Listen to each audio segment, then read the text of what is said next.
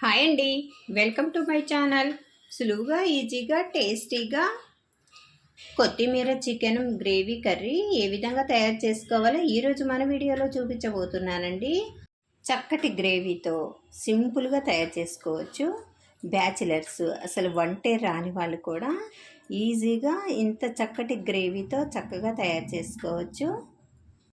ఈ కర్రీ వేడివేడి అన్నంలోనికి, చపాతీలోనికి, పుల్కాల్లోనికి, జొన్న రొట్టెలోనికి చాలా టేస్ట్ ఉండిద్దండి. చాలా సింపుల్గా తయారు చేసుకోవచ్చు.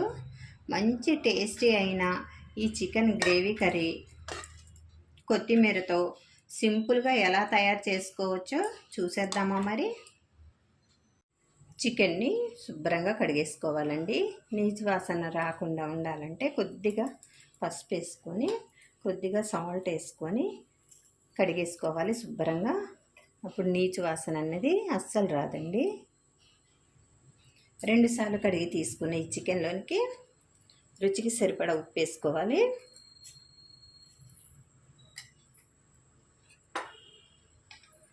చిటికెడు పసుపు వేసుకోవాలి. 1 స్పూను దాకా అల్లం వెల్లుల్లి పేస్ట్ వేసుకోవాలి.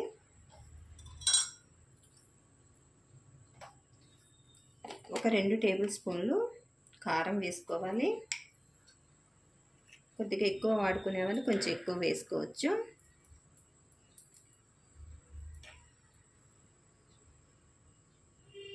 హాఫ్ టేబుల్ స్పూన్ ధనియా పౌడర్ వేసుకోవాలి.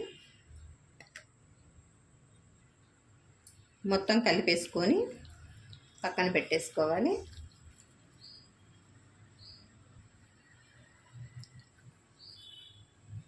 ఈ విధంగా కలిపేసుకొని పక్కన పెట్టేసుకోవాలి.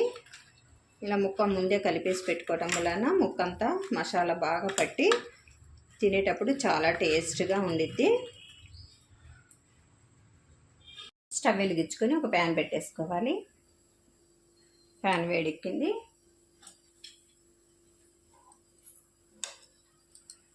ఇందులోనికి 1 టేబుల్ స్పూన్ ధనియాలు వేసుకోవాలి. దాల్చిన చెక్క, లవంగాయ, బిర్యానీ ఆకు, సాజీర, కొద్దిగా మిరియాలు వేసుకొని వేయించుకోవాలి. ఇలా దోరగా వేయించుకొని పొడి చేసుకుంటే స్మెల్ అనేది చక్కటి స్మెల్ వచ్చిద్దండి. నాన్ వెజ్ కర్రీస్లోనికి ఇలాగ పొడి చేసుకొని వేసుకుంటే సూపర్ స్మెల్తో, సూపర్ టేస్ట్తో కర్రీ అన్నది తయారవుతుంది. ఈ విధంగా అన్నీ వేసుకొని వేయించుకోవటం వలన స్మెల్ అనేది చాలా మంచి స్మెల్ వచ్చిద్దండి. టేస్ట్ కూడా అదిరిపోతుంది. స్టవ్ ఆఫ్ చేసుకొని ఒక పళ్ళెంలోనికి తీసుకొని చల్లార్చుకోవాలి.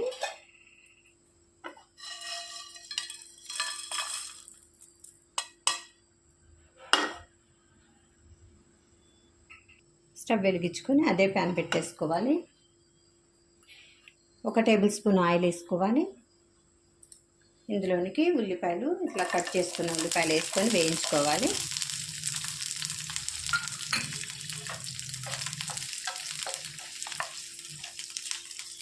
ఈ విధంగా సగం వేయించుకున్న తర్వాత ఇందులోనికి టమాటా ముక్కలు వేసేసుకోవాలి.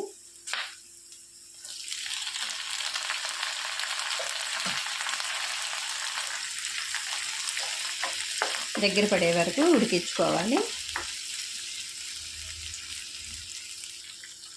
ఈ విధంగా మగ్గించుకుంటే సరిపోతుంది. ఒక పళ్ళెంలో తీసుకొని చల్లార్చుకొని మిక్సీ పట్టుకోవాలి.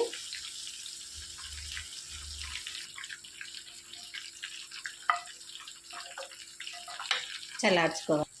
ఒక జార్ తీసుకొని ఆ జార్లోనికి వేయించి పెట్టుకున్న ఈ దినుసులన్నీ వేసేసుకొని మిక్సీ పట్టేసుకోవాలి. ఈ పొడిని ఒక బౌల్లోకి తీసుకోవాలి. ఈ ఉల్లిపాయ, టమాటా కూడా చల్లార్చుకొని మిక్సీ జార్లో వేసుకొని ఒకసారి మిక్సీ పట్టేసుకోవాలి. పేస్ట్ అల్లే ఈ విధంగా పేస్ట్గా నూరుకుంటే సరిపోతుంది. స్టవ్ వెలిగించుకొని ప్యాన్ పెట్టేసుకొని ఒక 2 టేబుల్ స్పూన్ దాకా ఆయిల్ వేసుకోవాలి. ఆయిల్ వేడెక్కింది. ఇందులోనికి ఒక పచ్చిమిర్చి, 2 పచ్చిమిర్చిలు ఇట్లా కట్ చేసి వేసుకోవాలి. కొద్దిగా కరివేపాకు వేసుకోవాలి. స్మెల్ అనేది బాగా వస్తుందండి. ఒక స్పూనుడు అల్లం వెల్లుల్లి పేస్ట్ వేసుకోవాలి. అల్లం వెల్లుల్లి పేస్ట్ ఇట్లాగా నూనెలో మగ్గినప్పుడు టేస్ట్ మంచి టేస్ట్ వచ్చిందండి. పచ్చి వాసన అంతా పోయి కర్రీ అనేది చాలా టేస్ట్ ఉంటుంది.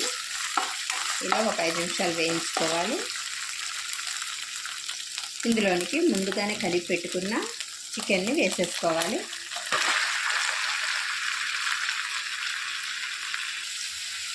చికెన్లో కొద్దిగా వాటర్ అనేవి బయటకు వస్తాయి. ఇప్పుడు ఆ టమాటా అనేది వేసేసుకోవాలి. పేస్ట్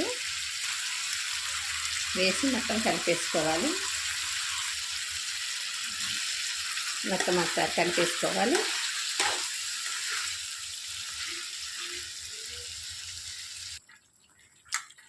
ఇందులోనికి ఒక కట్ట కొత్తిమీర వరకు పట్టిద్దండి. సన్నగా కట్ చేసేసుకొని వేసేసుకోవాలి. ఈ స్టేజీలో వేసుకుంటే అండి కొత్తిమీర అనేది బాగా పట్టేసి టేస్ట్ అనేది చాలా బాగా వస్తుందండి. మసాలా పొడి కూడా వేసుకోవాలి. మొత్తం ఒకసారి కలిపేసుకోవాలి.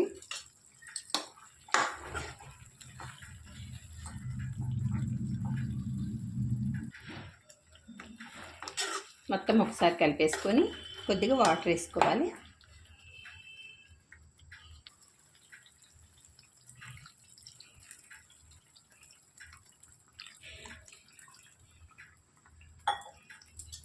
ఒకసారి కలిపేసుకొని మూత పెట్టి ఒక 2 సెకండ్ల వరకు ఉడికించుకోవాలి. ఈ కర్రీకి కొత్తిమీర అనేది ఎక్కువ ఇంపార్టెంట్ అండి. మూత పెట్టి ఒక 2 సెకండ్లు ఉడికించుకోవాలి. ఒకసారి మూత తీసి చూసుకోవాలి. చక్కగా రెడీ అయిపోయిందండి కర్రీ. సర్వింగ్ బౌల్లోకి తీసేసుకోవటమే. రెడీ అయిపోయిందండి. సులువుగా ఈజీగా టేస్టీగా కొత్తిమీర చికెను మసాలా కర్రీ. ఈ కర్రీ వేడివేడి అన్నంలోనికి, చపాతీలోనికి, జొన్న రొట్టెలోనికి, పుల్కాల్లోనికి ఎంత బాగుంటుందోనండి. రుచి అనేది అదిరిపోతుంది. మీరు తప్పకుండా ఒకసారి ట్రై చేయండి. నచ్చితే లైక్ చేయండి. మరిన్ని టేస్టీ రెసిపీస్ కోసం అంజు రుచులు ఛానల్ని సబ్స్క్రైబ్ చేసుకోవటం మర్చిపోవద్దండి. Thanks for watching. బాయ్ అండి.